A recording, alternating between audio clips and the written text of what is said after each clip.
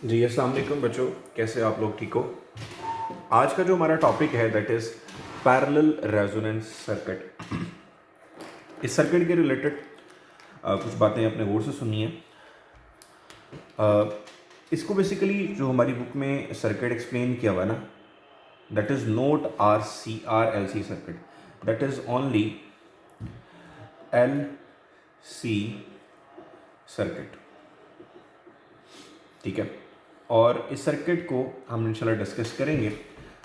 बाकी इसकी जो डायग्राम जिस तरह हमारी बुक में बनी हुई है, मैं उसको थोड़ा एक्सप्लेन कर दूं आपके साथ।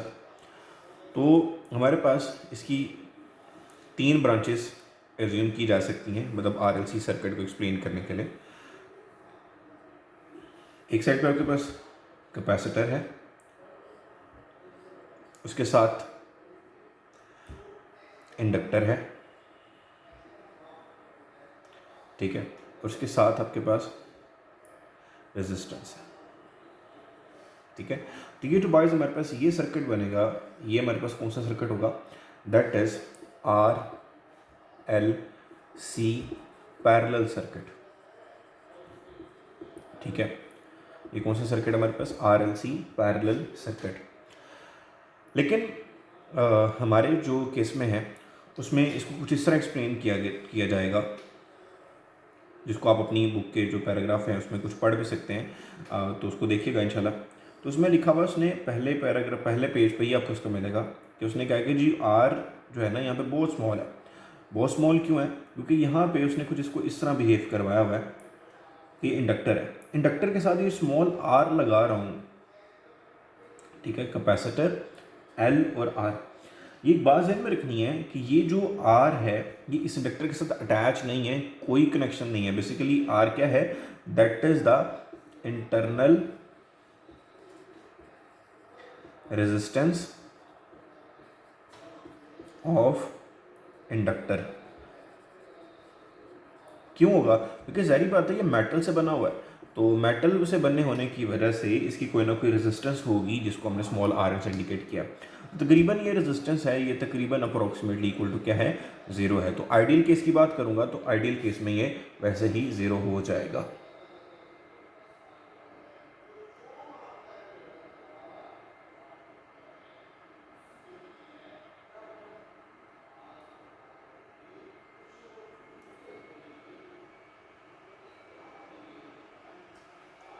अच्छा बॉयज, तो हम अपने टॉपिक पे ही चलते हैं कि जो जिस तरह हमारी बुक में एक्सप्लेन हुआ है उसी कॉन्सेप्ट को यूज़ करते हुए हम इसको एक्सप्लेन करते हैं।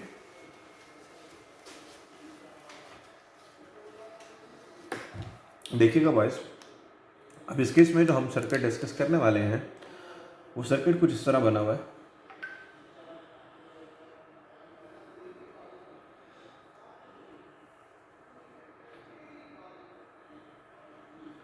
कि हमारे पास एक तरफ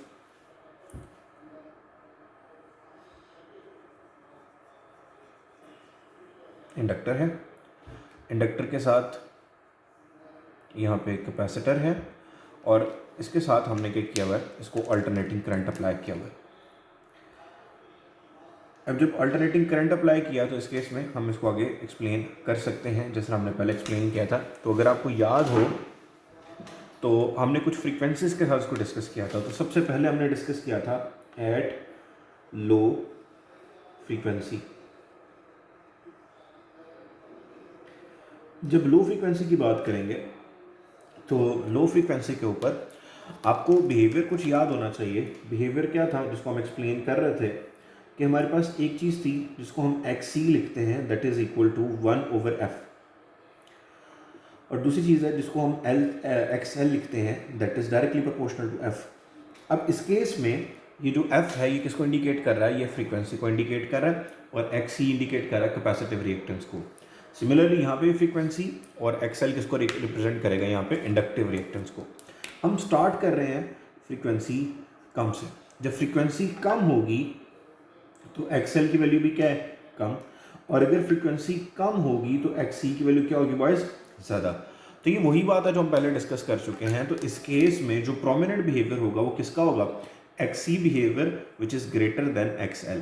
तो मतलब इस केस के अंदर जो आपके पास कैपेसिटिव रिएक्टेंस है वो ज़्यादा होगी किसकी निस्बत, इंडक्टिव रिएक्टेंस की निस्बत। ठीक है, तो हम क्या कहेंगे इस केस में, जो आपके पास सर्किट है वो सर्किट कौन सा है, वो आपके पास है आर सी सर्किट। ये कैसे बिहेव करेगा, R C circuit behave as capacitive circuit. ये वही बात, उस केस में क्या था, हमारे पास आर भी था तो हमने कहा था आर सी सर्किट के तौर पे बिहेव कर रहा है, और इस केस में हमारे पास सिर्फ और सिर्फ कैपेसिटर और इंडक्टर है, तो आर का फैक्टर इस केस में हमने इग्नोर किया। जब आर का फैक्टर इग्नोर करेंगे तो बाकी हमारे पास कौन सा सर्किट बचेगा, इस केस में एक्स की वैल्यू, एल की वैल्यू क्या है, बहुत कम है, और सी की वैल्यू क्या है, बहुत ज़्यादा, तो हम कहेंगे सर्किट कौन सा है, कैपेसिटिव सर्किट है। अच्छा, देन एट हाई फ्रीक्वेंसी,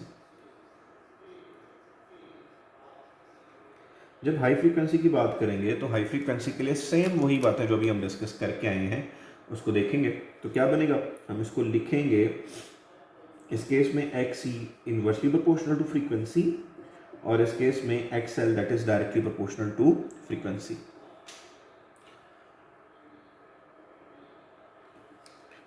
अब फ्रीक्वेंसी कौन सी ली हमने, हाई फ्रीक्वेंसी ली। जब फ्रीक्वेंसी ज़्यादा लेंगे तो फ्रीक्वेंसी ज़्यादा, एक्स एल की वैल्यू ज़्यादा, जब एक्स फ्रीक्वेंसी ज़्यादा तो एक्स सी की वैल्यू कम। अच्छा बात, ऊपर देखें, ऊपर फ्रीक्वेंसी कम थी तो एक्सएल की वैल्यू कम थी, इस केस में फ्रीक्वेंसी ज़्यादा तो एक्सएल की वैल्यू क्या है, ज़्यादा है।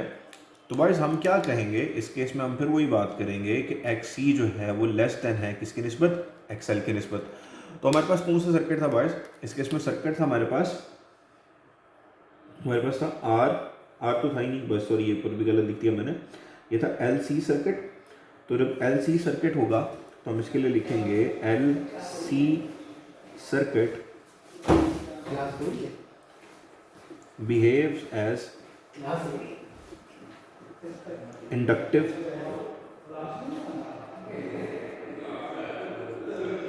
सर्किट। मतलब इस केस में आपके पास जो बिहेवियर होगा वो सारा हमारे पास इंडक्टिव सर्किट ही होगा।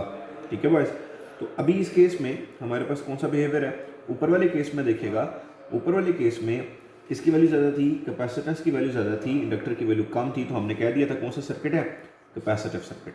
इस वाले केस में क्या हुआ, इस केस में एक्स एल की वैल्यू ज़्यादा है, तो हमने कौन सा सर्किट भी बात की, ये कौन सा है, इंडक्टिव सर्किट। अच्छा बॉयज, ये तो वो केस थे जो हम पहले एक्सप्लेन कर चुके हैं। तो मतलब ये कि स्टार्टिंग वाले केस के ऊपर क्या है कि इस केस में कितनी रेजिस्टेंस है, इस केस में रेजिस्टेंस है एक, इस केस में कितनी रेजिस्टेंस है, इसमें भी एक। अच्छा, अब हम अगली बात जो करेंगे वो किस पे होगी, वो रेजोनेंस फ्रीक्वेंसी के ऊपर होगी।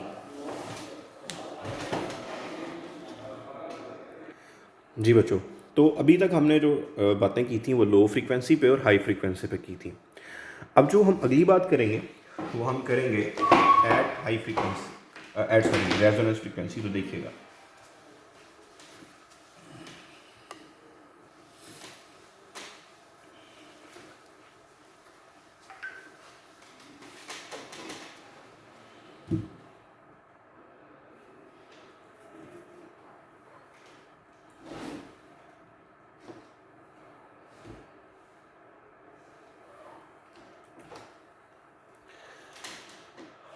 देखें, अब रेजोनेंस फ्रीक्वेंसी के ऊपर बात करूं तो रेजोनेंस फ्रीक्वेंसी के ऊपर क्या होगा,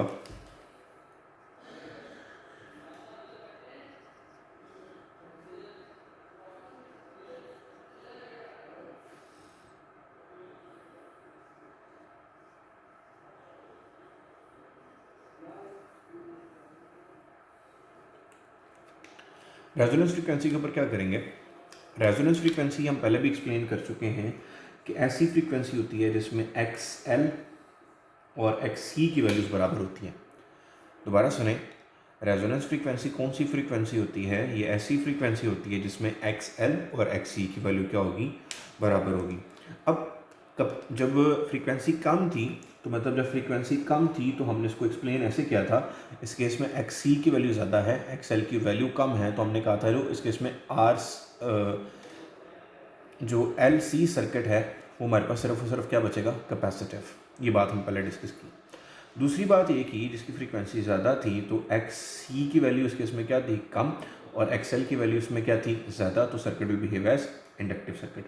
मतलब इस केस में देखें, इसमें भी आपके पास एक ही रेजिस्टेंस है, इसमें भी आपके पास एक ही रेजिस्टेंस है। लेकिन इस केस में अगर बात करूँ तो बॉयज़ हमारे पास टोटल रेजिस्टेंस कितनी है, 2 रेजिस्टेंस है। तो यहाँ पे एक बात ध्यान में रखनी है कि जब हम फ्रीक्वेंसी रेजोनेंस की बात करेंगे तो इस केस में XC और XL क्या हो जाएंगे, ये बराबर हो जाएंगे। इस केस में आपके पास टोटल कितनी रिएक्टेंस कह लें या टोटल रेजिस्टेंस कह लें या टोटल इम्पिडेंस कह लें, वो कितनी है, 2। और इस केस में आपको पता है कि रेजिस्टेंस ज़्यादा है, तो रेजिस्टेंस ज़्यादा होने की वजह से करंट का फ्लो क्या होगा, कम हो जाएगा। तो हम इस बिहाफ पे कह सकते हैं कि जो हमारे पास सर्किट है इसको हम क्या बोलेंगे, दैट इज़ करंट डिवाइडर। क्यों करंट डिवाइडर बोल रहा हूँ, इस वजह से कि हमारे पास सर्किट है दैट इज पैरेलल सर्किट, ठीक है। और पैरेलल सर्किट में क्या होता है, आपको पता है कि हमेशा करंट इस केस में डिवाइड होता है। तो उसकी डेफिनेशन के मुताबिक बात करूँ तो इसको क्या बोलेंगे, करंट डिवाइडर, ठीक है।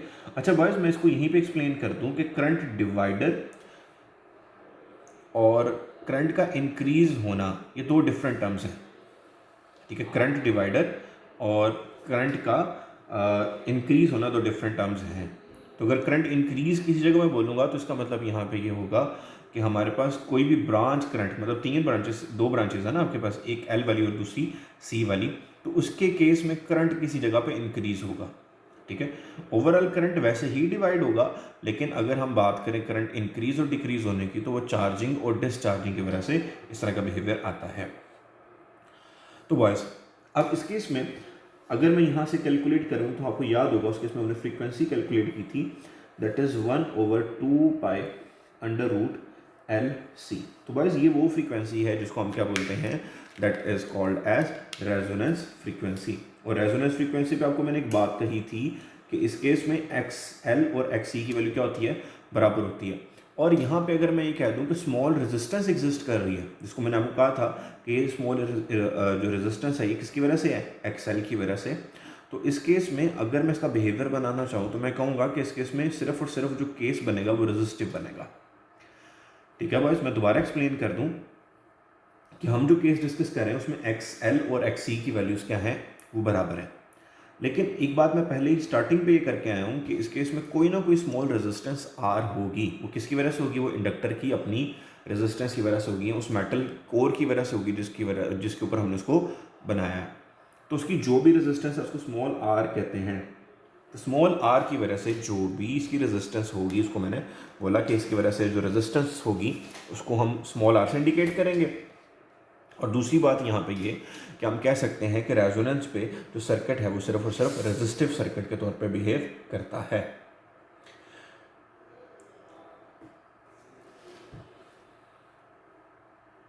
अगर बॉयज रेजिस्टिव सर्किट के तौर पे बिहेव करता है तो इसकी प्रॉपर्टीज क्या होंगी, इसकी देखें प्रॉपर्टीज।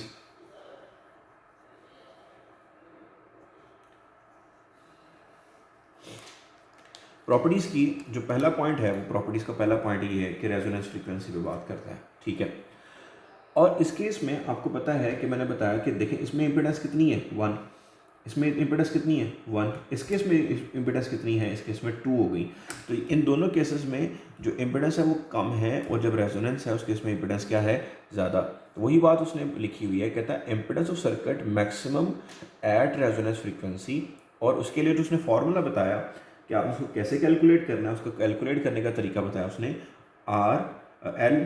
L/CR। ये फॉर्मूला ज़हन में रखें कि अगर आपके पास रेजोनेंस फ्रीक्वेंसी हो और ओके जी हमारे पास रेजोनेंस फ्रीक्वेंसी है, उसमें इंडक्टर की वैल्यू भी दी हो, कैपेसिटेंस की वैल्यू भी दी हो, रेजिस्टेंस की वैल्यू भी दी हो, और ओके जी आप बताएं इसकी इम्पीडेंस कितनी होगी, तो उसको इम्पीडेंस को फाइंड आउट करने का फॉर्मूला आपके सामने ये है। और इस केस में जो रेजोनेंस है, रेजोनेंस के ऊपर करंट कम होगा। क्यों कम होगा, ये बात मैं भी एक्सप्लेन कर चुका हूँ कि रेजोनेंस के केस में जो रेजिस्टेंस है वो ज़्यादा होती है। तो रेजिस्टेंस के ज़्यादा होने की वजह से करंट का फ्लो क्या होगा, कम। अब इसका ग्राफ कैसे बनाएंगे, तो बॉयज ज़रा गौर से सुनिए, देखिएगा इसका ग्राफ।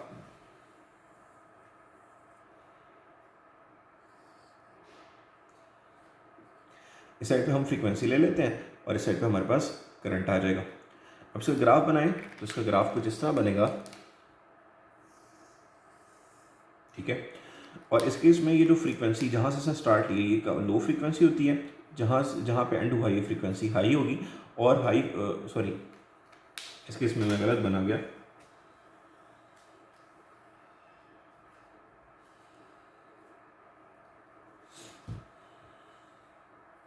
वॉइस का ग्राफ कुछ इस तरह बनेगा, ठीक है।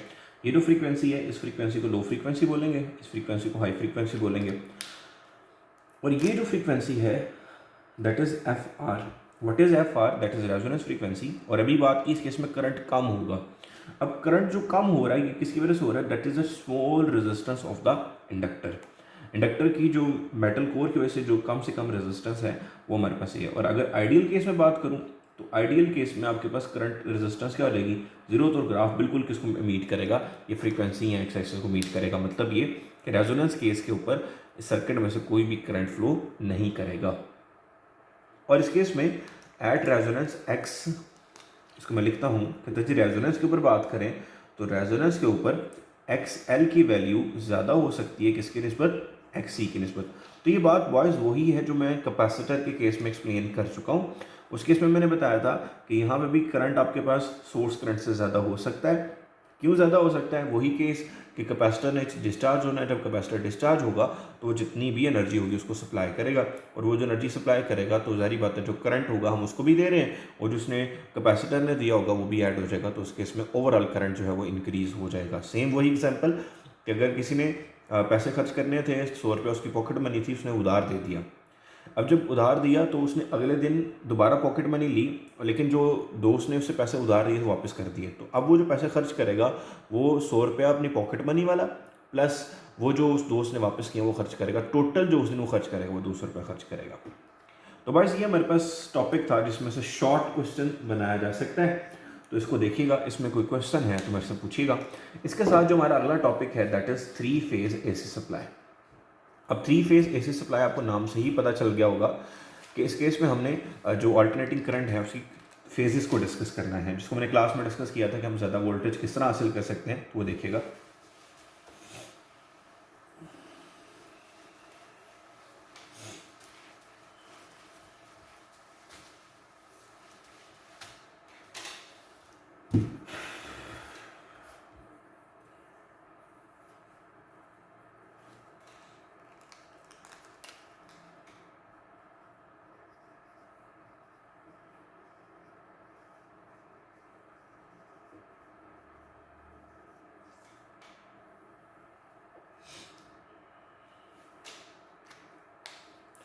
अच्छा बॉयज़, इस केस में कुछ इस तरह का कम्बिनेशन है कि हम कॉइल्स को कुछ इस तरह से रखते हैं, एडजस्ट करते हैं कि ये हमारे पास एक कॉइल, ये दूसरा कॉइल, ये तीसरा कॉइल, और इन हर कॉइल के दरमियान जो आपस में एंगल का डिफरेंस है वो 120 डिग्री का है। मतलब ये वाला अगर हमने 0 पे अटैच किया तो अगला 120 पे, और उसका अगला अगर ये एंगल जो हमारे पास बनता है ये 120 डिग्री बनता है तो अगला जो एंगल बनेगा वो 240 डिग्री बनेगा। तो मतलब कितने कितने कॉइल्स प्लेस किए हमने? 3 कॉइल प्लेस किए, और हर एक के दरमियान जो एंगल आएगा वो कितना होगा? 120 का। मतलब ये स्टार्ट हम करें 0 से 120, और 120 plus 120 that is equal to 240। तो हर कॉइल के दरमियान जो एंगल बनता है वो कितना बनेगा? 120 डिग्री। अगर इन कॉइल के दरमियान एंगल 120 है तो इसका जो फेज डिफरेंस होगा वो भी बार्स कितना होगा? वो फेज हमारे पास होगा 120 डिग्री। ठीक है। तो जिस तरह हम पहले डिस्कस कर चुके हैं फेज डिफरेंस, तो उस दिन बच्चों ने पूछा था कि हमेशा फेज 90 डिग्री होगा। तो बाइस उस केस में अगर एंगल दोनों के दरमियान 90 डिग्री था तो हमने फेज डिफरेंस 90 बोला। अब इस केस में दोनों का एंगल का डिफरेंस कितना है? दोनों का एंगल का डिफरेंस है 120 डिग्री। तो अब हम इस केस में फेज डिफरेंस कितना होगा? That is equal to 120 degree.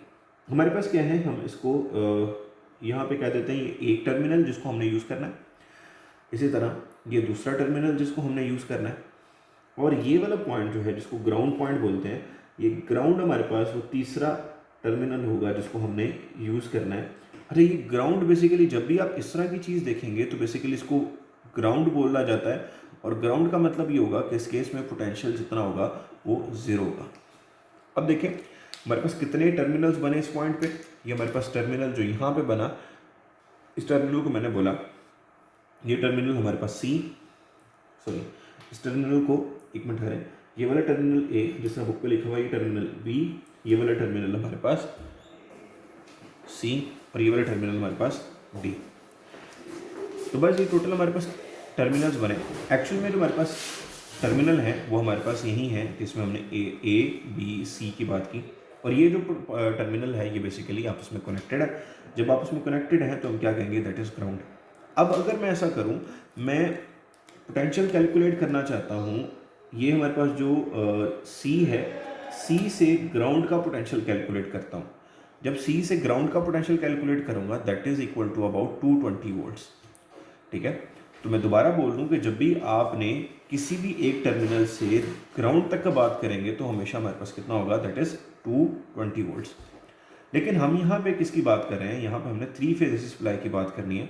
अब हमने क्या करना है, 220 को इंक्रीज करना है 440 तक। क्वेश्चन ये है कि क्यों करना है। हमारे पास जितनी भी हाउस होल्ड अप्लाइंसेज हैं वो 220 वोल्ट्स पे चल जाती हैं, लेकिन जो हैवी अप्लाइंसेज हैं हम उनको 220 वोल्ट्स पर नहीं चला सकते। तो हैवी अप्लाइंसेज को चलाने के लिए हमें तकरीबन 400 वोल्ट्स तक का पोटेंशियल डिफरेंस चाहिए होता है। तो वो 220 से 440 तक का पोटेंशियल डिफरेंस यूज़ करने के लिए हम क्या करते हैं, अपने घर का जो मीटर होता है वैसा यूज़ करते हैं जिसमें 3 फेज हमारे पास होते हैं। तो हम क्या करते हैं कि वहाँ से 220 की बजाय 440 तक का वोल्ट्स वहाँ से हासिल कर सकते हैं। अब वो कैसे मिलेगा इसको देखिएगा ज़रा यहाँ पे गौर से। अभी मैंने ग्राउंड की बात की थी तो हम अब ग्राउंड का टर्मिनल नहीं लेंगे। अब इस केस में ग्राउंड से हमने सी टर्मिनल से नीचे जो ग्रीन लाइन ड्रॉ किया है इस लाइन तक मैं बात कर रहा हूँ। अब याद रखिएगा इसका वोल्टेज कितना है 220 वोल्ट्स, और इसका टर्मिनल इसका पोटेंशियल कितना है 220। तो 220 प्लस 220, तो इस केस में आपके पास ओवरऑल वोल्टेज कितना मिलेगा आपको, 440 वोल्ट। अब इस केस में आप ए और सी और ए यूज़ कर लें, मतलब यहाँ से इसको ऐसे यूज़ कर लें। जब इधर यूज़ करेंगे तो ये भी आपको कितना मिलेगा, 440 का। जब यहाँ से सी से बी तक बात करेंगे वो भी 440 का, और ए से बी तक बात करेंगे that is always equal to 440। तो मतलब आप इस केस में किसी भी टर्मिनल के ऊपर किसी भी टर्मिनल के ऊपर जो पोटेंशियल मिलेगा हमेशा 440 ही होगा। तो आप जो मर्जी टर्मिनल लें तो हमेशा हर पॉइंट पर आपको 440 ही मिलेगा। ठीक है, तो हमने क्या किया, हमने ए की बजाय 3 कॉइल्स लिए, और तीनों कॉइल्स को आप बेशक ए और बी का टर्मिनल यूज़ कर लें, आप ए और सी का टर्मिनल यूज़ कर लें, या ए और बी का टर्मिनल यूज़ करें। हर एक के वोल्टेज कितना है आपको, 220 वोल्ट्स। अब दोनों का कंबाइन जब मिलेगा तो 440 वोल्ट मिल जाएगा। ठीक है, ठीक है, तो ये हमारे पास 3 फेज सप्लाई है। इसका ग्राफ बनाए तो ग्राफ कैसा बनेगा देखिएगा ज़रा।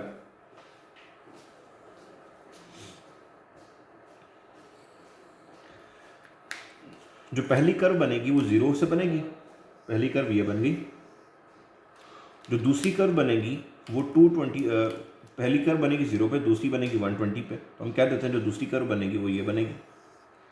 जो तीसरी कर्व बनेगी वो तीसरी कर्व क्या बनेगी, वो तकरीबन बनेगी 240 पे। तो हम इसको क्या करेंगे, ये मिसाल के तौर पर 240 है हमारे पास ये कर्व बनेगी। तो हमने क्या किया, हमने 3 फेजेस के साथ आउटपुट ड्रॉ कर दी। ठीक है, उसको आप देखिएगा, ये हमारे पास फेज़ 1 है, ये हमारे पास फेज़ 2 है, और ये हमारे पास फेज़ 3 है। ठीक है, तो हमने क्या किया, हर पॉइंट के ऊपर वोल्टेज भी हासिल कर लिया, और हर पॉइंट के ऊपर हमने क्या किया, जो मैक्सिमम वोल्टेज हमने अचीव किया 440 का है, जिसको हम अपनी हैवी अप्लाइंसेस चलाने के लिए इस्तेमाल कर सकते हैं। तो ये शॉर्ट क्वेश्चन है बच्चों। ठीक है, तो शॉर्ट क्वेश्चन के तौर पे ही आपने इसको प्रिपेयर करना है, और शॉर्ट क्वेश्चन के तौर पे ही आपने इसको याद रखना है। ठीक है, तो आज के दिन का जो लास्ट टॉपिक है उसको देखिएगा।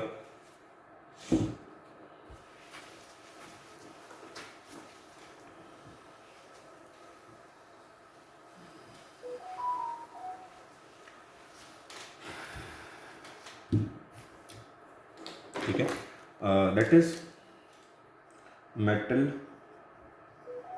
डिटेक्टर। मेटल डिटेक्टर हम क्यों यूज़ करते हैं, अगर आपको याद हो तो शॉपिंग मॉल्स में मेटल को डिटेक्ट करने के लिए गेट्स भी लगाए जाते हैं, और वो एक स्टिक यूज़ करते हैं, उसके अंदर भी एक कॉइल लगा होता है। वो कॉइल क्या करता है, वो मेटल को डिटेक्ट करता है। कैसे डिटेक्ट करता है, उसके अंदर क्या चेंजिंग्स आते हैं, क्या सर्किट होता है, उसको मैं आपके सामने ड्रॉ करता हूँ।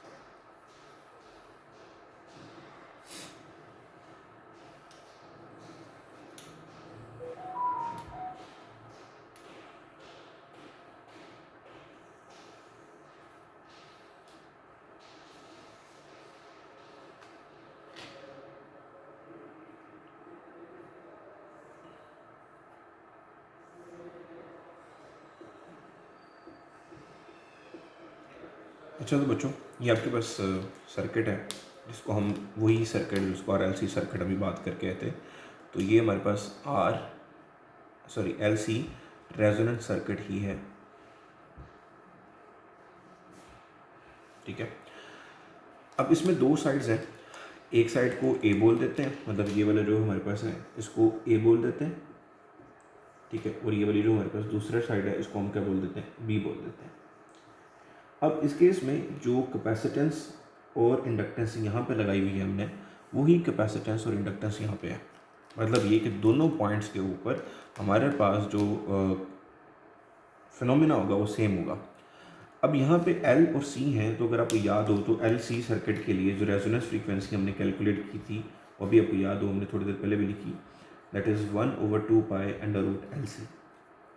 तो यहाँ पे भी एक फ्रीक्वेंसी जनरेट होगी, यहाँ पे भी एक फ्रीक्वेंसी जनरेट होगी। अब जो यहाँ पे फ्रीक्वेंसी जनरेट हो रही है, सर्किट को मैं A बोलता हूँ, तो ये फ्रीक्वेंसी आपके पास FA, तो ये आपके पास जो फ्रीक्वेंसी यहाँ पे जनरेट होगी हमारे पास क्या होगी, FB। हमने क्या किया हुआ है, यहाँ पे हमने एक और सर्किट लगाया हुआ है जिसको बोलते हैं एडिशनल सर्किट फॉर ऑसिलेशन, इसको भी बोलेंगे एडिशनल सर्किट फॉर ऑसिलेशन। ये हमारे पास सर्किट जो है इसको B बोल देते हैं, इसको बोल देते हैं हमारे पास A। ये सर्किट क्यों लगाया जाता है, ताकि करंट कितना जनरेट होना उसको कंट्रोल कर सके, ताकि मैग्नेटिक फील्ड प्रोवाइड करनी है, वो सारे का सारा इसके ऊपर डिपेंड करता है। हमारे इसके साथ कोई ताल्लुक नहीं है, हमारा जो है इन LC सर्किट्स के साथ हमारी वैल्यूज़ है। अब इसकी वैल्यू को हम क्या करते हैं, ये हमने बरेड किया होता है। बरेड का मतलब ये कि इसकी फ्रीक्वेंसी चेंज नहीं हो सकती, यानी कि ये हमारे पास क्या होता है, ये क्लोज्ड होता है, और जो ओपन एंड होता है हमारे पास ये हमारे पास ओपन एंड पे होगा। और ओपन एंड पे होने की वजह से अब अगर कोई भी मेटल इसके पास ले आए, तो इसके पास जब लेके आएंगे तो ये अब इंडक्टर की वैल्यू को कम करेगी। जब इंडक्टर की वैल्यू कम होगी तो इंडक्टर की वैल्यू कम होने से जो हमारे पास रेजोनेंस फ्रीक्वेंसी है वो ज़्यादा हो जाएगी। दोबारा सुने मैंने क्या बोला, कि जब भी हम मेटल को इसके करीब लेके आएंगे तो मेटल के करीब लाने से इसके इंडक्शन की वैल्यू, जो इसकी मैग्नेटिक फील्ड है वो डिक्रीज़ होगी, और मैग्नेटिक फील्ड डिक्रीज़ होने की वजह से यहाँ पे आपके पास जो इंडक्टेंस है वो कम हो जाएगी। अब इंडक्टेंस अगर कम हुई तो आपके पास फ्रीक्वेंसी क्या होगी, ज़्यादा। स्टार्टिंग वाले केस में हमारे पास FB माइनस FA, ये दोनों चूँकि सेम थी, तो इस केस में जिसको बीट बोलते हैं, इस केस में बीट जो है वो 0 है। लेकिन सेकंड वाले केस में क्या हुआ, ये तो सेम रही, लेकिन आपके पास FB की वैल्यू ज़्यादा हुई। तो FB की वैल्यू ज़्यादा होने की वजह से यहाँ पे आपके पास वॉइस क्या जनरेट होगी, ये हमारे पास बीट जनरेट होगी, जो आगे किसको ट्रांसफ़र हुई, मतलब ये हमारे पास बीट एम्पलीफायर। तो बीट से जो भी आपके पास डिफरेंस आएगा उसी के मुताबिक आपको यहाँ पे स्पीकर पे साउंड मिल जाएगा। तो हम क्या करते हैं, हम इसके प्रिंसिपल को यूज़ करते हुए मेटल डिटेक्टर बनाते हैं। और मेटल डिटेक्टर सिर्फ शॉपिंग मॉल्स वगैरह में नहीं, बल्कि सिक्योरिटी के जितने भी केसेस हैं हम सब केस में यूज़ करते हैं। तो ये मेटल डिटेक्टर था, इसको देखिएगा, कोई भी क्वेश्चन हो तो डिस्कस करिएगा। हमारे पास आज 3 टॉपिक हैं जो मैंने आपको एक्सप्लेन किए। पहले हमारे पास जो था that is LC resonance circuit, दूसरा हमारे पास क्या था 3 फेज AC, और आज हमारे पास जो लास्ट केस है दैट इज़ मेटल डिटेक्टर। तो इसको देखें, इसमें किसी जगह पर भी क्वेश्चन हो तो आप मेरे से पूछिएगा, मैं आपको इंशाल्लाह उसका जवाब दे दूँगा। शुक्रिया।